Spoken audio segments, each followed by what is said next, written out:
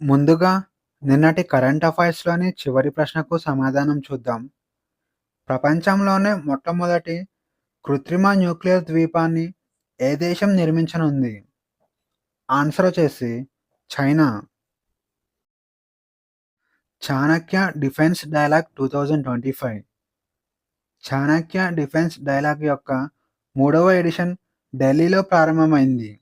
దీనిని centre for land warfare studies సహకారంతో Indian army నిర్వహించింది. ఈ కార్యక్రమాన్ని రాష్ట్రపతి ద్రౌపది ముర్ము ప్రారంభించారు. మారుతున్న ప్రపంచానికి అనుగుణంగా భారతదేశ రక్షణ వ్యూహం, సంస్కరణలు, టెక్నాలజీ అప్డేట్, పౌర సైనిక ఏకీకరణ మరియు భద్రతా సవాళ్లపై చర్చించడం ఈ కార్యక్రమం యొక్క లక్ష్యం. చాణక్య డిఫెన్స్ డైలాగ్ 2025 యొక్క థీమ్ వచ్చేసి సశక్త్, సురక్షిత్ ఔర్ వికసిత్ భారత్. ఇక ఈ కార్యక్రమంలో 2047 సంవత్సరం నాటికి భారత సైన్యాన్ని ఆధునీకరించడానికి 3 దశల రోడ్ మ్యాప్‌ను విడుదల చేసింది. వాటి వివరాలు చూస్తే మొదటి దశ 2032 సంవత్సరం వరకు ఉంటుంది. ఈ దశలో పాత విధానాలను మార్చి కొత్త ఆలోచనలను తీసుకురావడం, అలాగే ఆర్టిఫిషియల్ ఇంటెలిజెన్స్, సైబర్, డ్రోన్స్ వంటి కొత్త టెక్నాలజీని ఆర్మీలోకి తీసుకురావడం లక్ష్యంగా పెట్టుకున్నారు. ఇక రెండవ దశ 2037 సంవత్సరం వరకు ఉంటుంది. మొదటి దశలో చేసిన మార్పులను బలమైన వ్యవస్థగా రెండవ దశలో మార్చాలి. అలాగే ఆర్మీ, నేవీ, ఎయిర్ ఫోర్స్‌లు మరింత కలిసి పనిచేయాల్సి ఉంటుంది. ఇక మూడవ దశ 2047 సంవత్సరం వరకు ఉంటుంది. ఈ దశలో మొత్తం ఆర్మీని డిజిటల్‌గా మార్చాలి. అలాగే ఆయుధాలు, టెక్నాలజీ, వ్యూహాలలో ఆత్మనిర్భరతను సాధించాలి. ఇక 2047 సంవత్సరం నాటికి శక్తివంతమైన అప్‌గ్రేడెడ్ రక్షణ వ్యవస్థను తయారు చేయడం లక్ష్యంగా పెట్టుకున్నారు.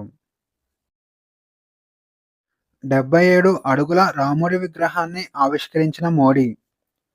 ప్రధానమంత్రి మోడీ గోవాలోని శ్రీ సంస్థాన్ గోకర్ణ పార్థగలి జీవోత్తమ మఠంలో 77 అడుగుల ఎత్తైన రాముడి విగ్రహాన్ని ప్రారంభించారు.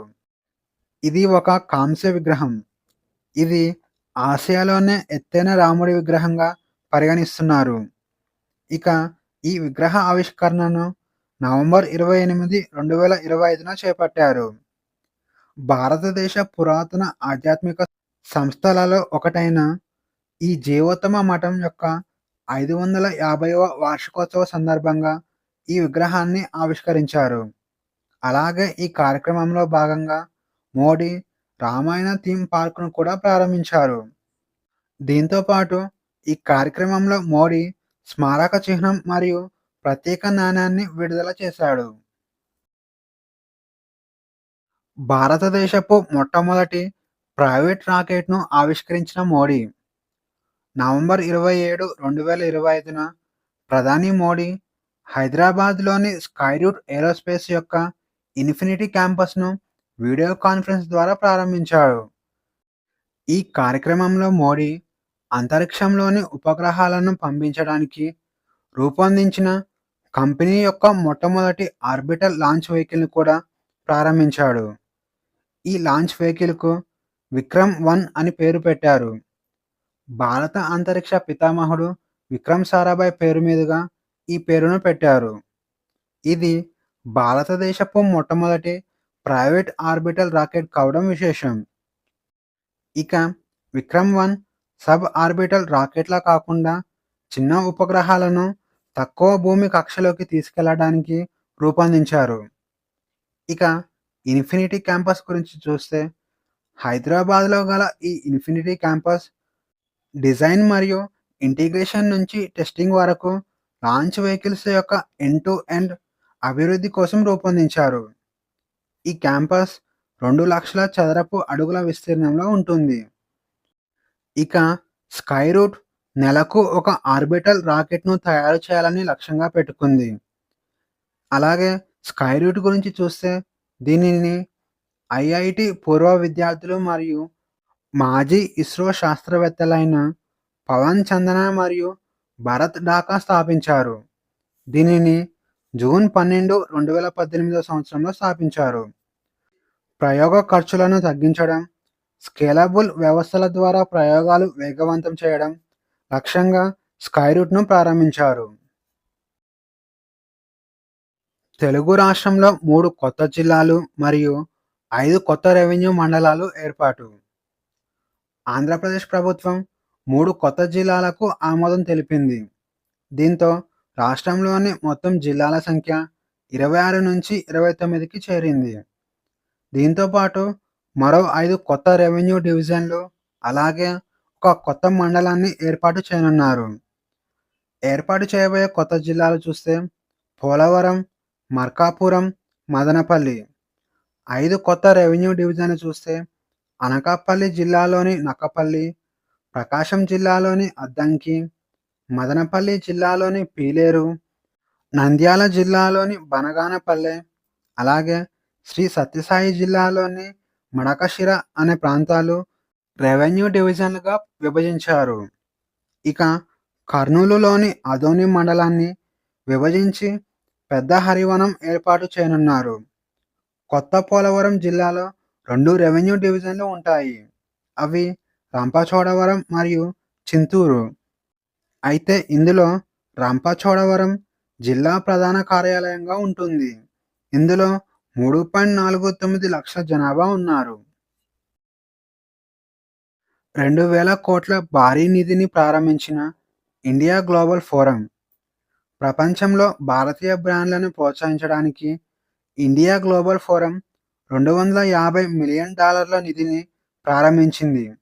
ఇది ఇండియన్ రూపీస్‌లో దాదాపు 2.2 వేల కోట్లు ఉంటుంది. అభివృద్ధి చెందుతున్న భారతీయ కంపెనీలు తమ వ్యాపారాన్ని ఇతర దేశాలలో విస్తరించడానికి ఇండియన్ గ్లోబల్ ఫోరం ఈ నిధిని ప్రారంభించింది. దుబాయ్‌లో జరిగిన Indian global forum middle east 2025 కార్యక్రమంలో ఈ నిధిని ప్రారంభించారు. వేద్ ఫ్యామిలీస్ మరియు అనంత్ క్యాపిటల్ వంటి ప్రైవేట్ పెట్టుబడిదారుల మద్దతుతో ఈ నిధిని ప్రారంభించారు. దుబాయ్‌ను ముఖ్యమైన ప్రారంభ వేదికగా ఉపయోగించి భారతీయ బ్రాండ్లను ప్రపంచ మార్కెట్‌లో ఎదగటానికి కావాల్సిన ఆర్థిక సహాయం చేయడం ఈ నిధి యొక్క లక్ష్యం. ఈ నిధి ముఖ్యంగా 6 రంగాలపై ప్రత్యేక దృష్టి పెట్టింది. అవి ఆహారం మరియు పానీయాలు, వినియోగ ఉత్పత్తులు, రసాయనాలు, మ్యానుఫ్యాక్చరింగ్, పారిశ్రామిక వస్తువులు, ఆటోమోటివ్ రంగం.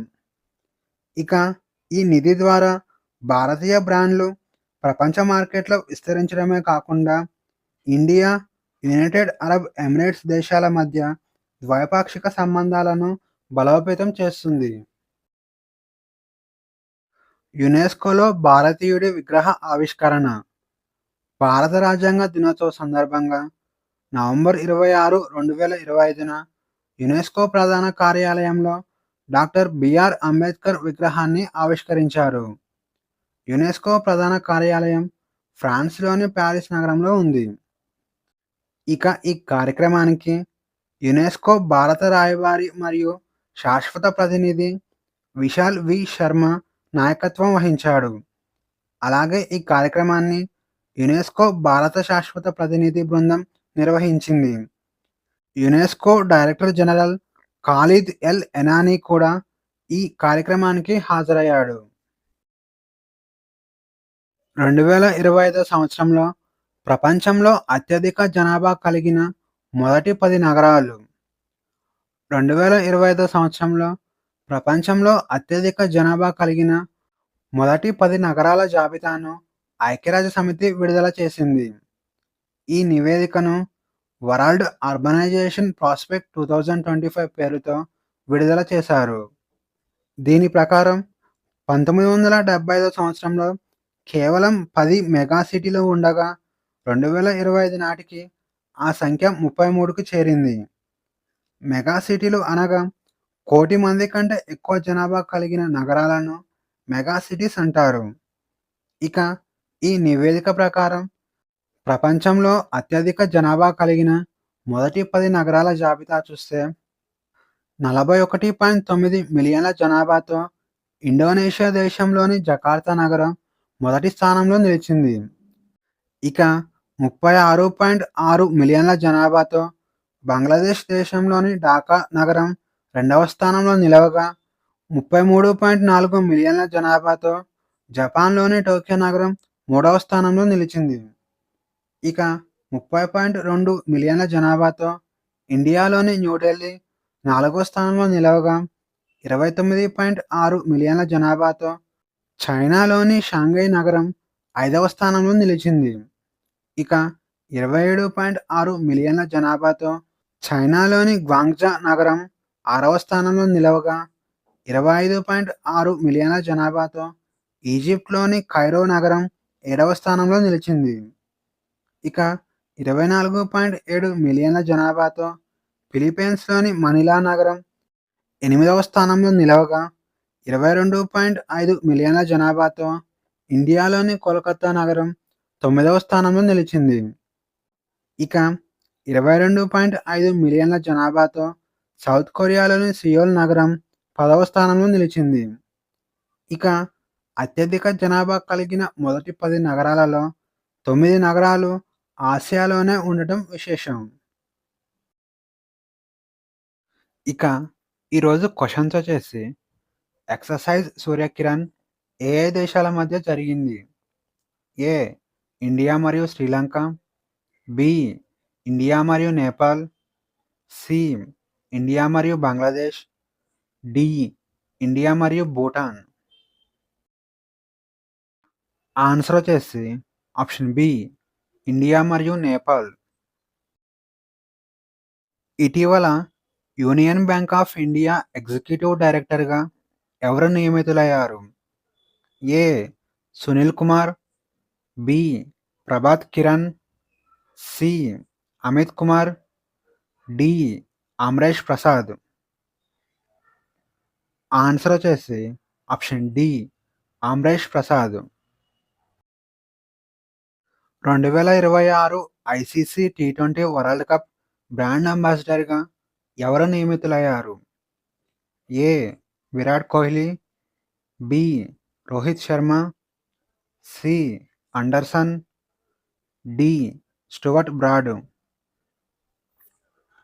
ఆన్సర్ వచ్చేసి ఆప్షన్ బి రోహిత్ శర్మ. ఇటీవల ఇంటర్నేషనల్ ఐడియాకు చైర్మన్గా ఎవరు ఎన్నికయ్యారు? A B R Gavai, B George Phillips, C Gyanesh Kumar, D James Harry. Answer వచ్చేసి ఆప్షన్ సి జ్ఞానేష్ కుమార్.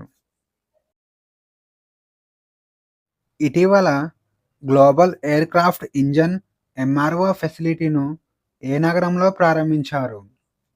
ఏ Hyderabad, B Bengaluru, C Chennai, D Delhi. Answer వచ్చేసి ఆప్షన్ ఏ హైదరాబాద్. శతపథ బ్రాహ్మణం మరియు తైత్తిరీయ బ్రాహ్మణం కింది వాటిలో దేనిలోని గ్రంథాలు? ఏ ఋగ్వేదం, బి యజుర్వేదం, సి సామవేదం, డి అథర్వణ వేదం. ఆన్సర్ వచ్చేసి ఆప్షన్ బి యజుర్వేదం. శతపథ బ్రాహ్మణం మరియు తైత్తిరీయ బ్రాహ్మణం యజుర్వేదంలోని బ్రాహ్మణ గ్రంథాలు. భారత ఉపఖండంలో వ్యవసాయం గురించి తొలి ఆధారాలు ఇచ్చిన ప్రదేశాలు ఏవి? A Pratapgarh, B Mehrgarh, C Quetta, D Kalat. Answer వచ్చేసి ఆప్షన్ బి మెహర్గఢ్. భారత ఉపఖండంలో వ్యవసాయానికి సంబంధించిన తొలి ఆధారాలు పాకిస్తాన్లోని బలూచిస్తాన్ రాష్ట్రంలో ఉన్న మెహర్గఢ్లో కనుగొనబడ్డాయి. విష్ణువు గౌరవార్థం స్తంభాన్ని ఏర్పాటు చేసిన గ్రీకు రాయబారి ఎవరు? A Megasthenes, B Heliodorus, C Theodorus, D Plato. Answer వచ్చేసి ఆప్షన్ బి హెలియోడోరస్. గ్రీకు రాయబారి హెలియోడోరస్ విదిశాలో విష్ణువు గౌరవార్థంగా ఒక స్తంభాన్ని నిర్మించాడు. ఇతను శుంగరాజు భగ్భద్ర ఆస్థానంలో ఉన్నాడు. చాల్కోలిథిక్ సంస్కృతి అయిన జోర్వే సంస్కృతిని మొదట భారతదేశంలోని ఏ రాష్ట్రంలో కనుగొన్నారు? A Maharashtra, B Rajasthan, C Gujarat, D Jammu and Kashmir. Answer వచ్చేసి ఆప్షన్ ఏ మహారాష్ట్ర. జోర్వే అనేది మహారాష్ట్రలోని అహ్మద్నగర్ జిల్లాలోని గోదావరి నది ఒడ్డున ఉన్న ఒక గ్రామం. అలాగే ఇది ఒక పురావస్తు ప్రదేశం. సర్కోటాడ వద్ద ఉన్న సింధు లోయ ప్రదేశం ఏ రాష్ట్రంలో ఉంది? A Rajasthan, B Haryana, C Gujarat, D Punjab. Answer వచ్చేసి ఆప్షన్ సి గుజరాత్. సర్కోటాడా వద్ద ఉన్న సింధు లోయ ప్రదేశం గుజరాత్లోని కచ్ జిల్లాలోని రాపర్ తాలూకాలో ఉంది. పురాతన దెబ్బ చుట్టూ ఉన్న ఇసుకరాయి, అలాగే కొండలతో కూడిన ఎత్తైన నేల ఉంటుంది. Question of the day.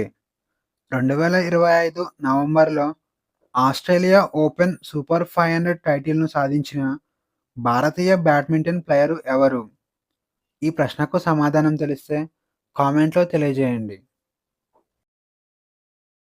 ఈ వీడియోలోని కంటెంట్ మీకు నచ్చినట్లయితే లైక్ చేయండి, షేర్ చేయండి, అలాగే సబ్స్క్రైబ్ చేసుకోవడం మర్చిపోకండి.